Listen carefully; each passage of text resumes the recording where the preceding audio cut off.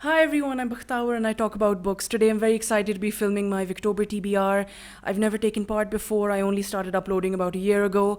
So I'm very excited to be taking part. For viewers that may not know, Victober is basically a month on booktube in which everyone reads and celebrates Victorian literature. And Victorian literature is basically English authors, poets and playwrights who produced their main and best body of work during Queen Victoria's reign. So about 1837 to 1901. So I've chosen for my TBR to read 4 novels by acclaimed author H.G.Wells. I've not seen a lot on H.G.Wells on YouTube. I think most people don't even realize that he is a Victorian author. He is also known as the father of science fiction. He was by profession a scientist. He also trained under the world famous biologist T.H.Huxley, who, funnily enough, was the grandfather of Aldous. Is it Aldous? Aldous Huxley, the author who wrote the famous dystopian novel Brave New World. A small world. Bad pun. Never mind. I think one of the reasons that people don't commonly associate A.G. Wells with typical Victorian literature is because, in danger of sounding generic, he was ahead of his time. He actually sort of predicted the World War, and also he was the first person to talk about weapons like laser beams and poison gas and also time machines. He kind of invented all of these concepts, which we now, have become largely desensitized to. So the books that I picked up are, firstly, let's start with, so these are the books that I picked up. I've already started reading one of them. I received them in 2 days from Readings, which is a bookstore in Pakistan. They deliver very quickly if you pay, sort of prepay by card. So these are the ones I picked up. I'm going to go through them one by one. Firstly, we have The War of the Worlds. Everybody has heard of the War of the Worlds. Everyone's seen that horrible Tom Cruise movie. It's absolutely terrible. But anyway, the novel, however, is brilliant. Martians invade Earth, and that's pretty much, because obviously I've not read any of these yet. War of the Worlds, however, I did read, I believe, an abridged version of this when I was very young, maybe when I was 10 or 11 years old, sort of like children's version. So I've not actually read it in the real sense, but I'm really looking forward to, picking it up this month, obviously. There is one scene that I remember, I think it's from the abridged version. It was a man who was hiding in a storeroom when this Martian sort of appears, this mixture of half flesh and half machine, something like that. But I'm really looking forward to making a video on this. And also I would like to add that if you consider when this was published, it was published in, it doesn't say, because this is a reprint. So at any rate, it was published during Queen Victoria's reign. I mean, you have to understand that there was literally no conception. I mean, now we've obviously seen a million alien invasions movies, Star Trek, Star Wars. I'm a big Star Wars fan, by the way. And, Prometheus. And we've seen so much that it doesn't mean that much to us. But you have to think of it in the context of the time, that at that time, there was no conception. And then this guy is saying that aliens could invade Earth and that there's an advanced race, infinitely more advanced than human beings out there. I mean, it's remarkable, really remarkable. So then we have The Island of Dr. Moreau, which I've already started reading. I think a large part of this was actually just notes by Margaret Atwood, which I will read, but later. So I've started, and oh my God, I have chills going down my spine right now. The hair on my hands, I don't have hair, but whatever. If I had hair on my arms, they would be standing up. This is the most thrilling, amazing, creepy, disgusting, spine-chilling book that maybe I've ever read. And I'm sort of in the first 50 pages. I mean, I think this can go down in my own personal history as maybe one of the best books that I've ever read, and I'm obviously going to finish it and then do a proper video on it and everything. But oh my God, this is about a scientist who has been pushed out of society because of his unethical ways and experiments. And what he does is basically something called vivisection, in which he tries to combine animals and human beings in some way, creating a new race of creatures which he can control. And obviously all those things have started appearing, but the protagonist in the story, as far as I've gotten, hasn't figured out the entirety of the scope of what is happening. But oh my God, it is so... It's horrifying. It's horrifying, but really, really intriguing at the same time. And it's almost this blend of complete gothic horror mixed with, like supernatural creeps, mixed with, is he a mad scientist? What is he? The figure of Dr. Moreau right now is very shadowy, so I'm really looking forward to seeing how he develops. He could be brilliant, he could be mad, he could be, something otherworldly, in my opinion.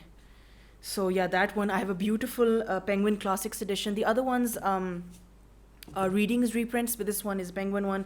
It's beautiful. There's an index at the back which tells you about words and also events in the world at the time, like newspaper sort of references and everything, so that you can understand the novel better. So that's very helpful in this case. I just had to touch it again. Then we have The Invisible Man by H.G.Wells. Now, for people living in Pakistan, we have this great bookstore here, Readings, which does reprints of a lot of really brilliant classics. So this, for, again, foreign viewers now, this actually cost me like $1, and it's brand new and it's got brilliant paper. I mention prices sometimes. I think there was a comment about this as well, a couple of comments about this. I think some people take that to heart. I mention prices sometimes because I know that a lot of students watch my videos.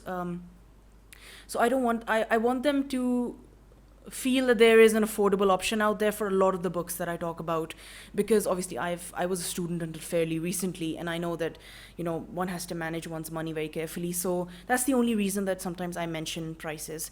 So well done, Readings, for the sort of course they could have done a better job with the cover, but for $1 or 160 rupees, you can't beat it. You can't beat it. So The Invisible Man, I don't know a ton about this. It's apparently about a man, I believe, who is a scientist who has taken to scientific procedures to improve his bodily functions or body, something like that. He's done tweaks to nature, if you will, and that has made him completely unacceptable in society and has made him more isolated. And, you know, he's called an unlucky scientist here at the back. So yeah, it was published in 1897. I'm very interested to read it. Like I said, this is a TBR, to be read, so I obviously have not read it yet.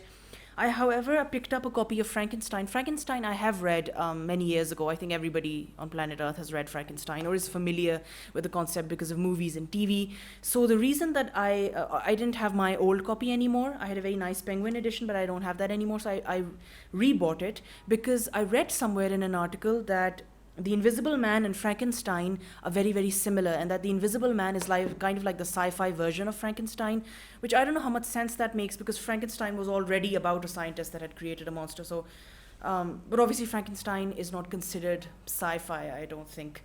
It's more gothic horror, plain and simple. So I wanted to sort of do a juxtaposition of both of them. So I wanted to read this for the first time, reread this, then come to my own conclusions about if they are similar or not, because I think that would be amazing. Bit of a puzzle to solve, if you will. Lastly, we have The Time Machine, which is a novella, again by H.G.Wells. The Time Machine, I mean, you know how you hear about time machines all the time and time travel? H.G.Wells is actually the guy who invented this concept, that there could be a machine that you could use to go back in time or forward into the future. He actually almost coined all of this, and this is amazing. I didn't know about this until fairly recently, so I'm continually baffled by my own ignorance, as you can imagine. But I'm really looking forward to reading this because, as it says on the back, yeah, popular sci-fi read. It says very generic things on the back. Forget about those. So yeah, this is my TBR for Victober. Generally. So I'm really looking forward to reading all of these. I know a lot of people are reading sort of Charlotte Bronte and all of, which I have read, and I also obviously studied them in literature courses and stuff. So I wanted to, well, I wouldn't say do something different, but I wanted to pick an author which most people don't associate with Victorian literature, as I mentioned earlier. So I was really curious, and you know, I hadn't really read H.G.Wells, so this is a good opportunity for me to educate myself, and I'm very excited. And I'm just going to hold it like this, hold all of them for no reason. So yeah, I hope you enjoyed this TBR video. I am going to be uploading my reviews and discussions and stuff in the coming days. Make sure that you subscribe and leave a comment. If you know of anyone else that is discussing H.G.Wells or has before me, please let me know, because I couldn't find any TBR which had H.G.Wells in it. So if there is, please tell me about it. And also, yeah, take care of yourself. I'll see you next time. Bye. Also, just as a quick side note, there is literally, I've seen these challenges in which you're supposed to dress up as Victorian, as people would in Victorian times or whatever. And I actually had a lamp, which I then removed in the last. So there's literally almost nothing actually Victorian about this video except for maybe these pearls.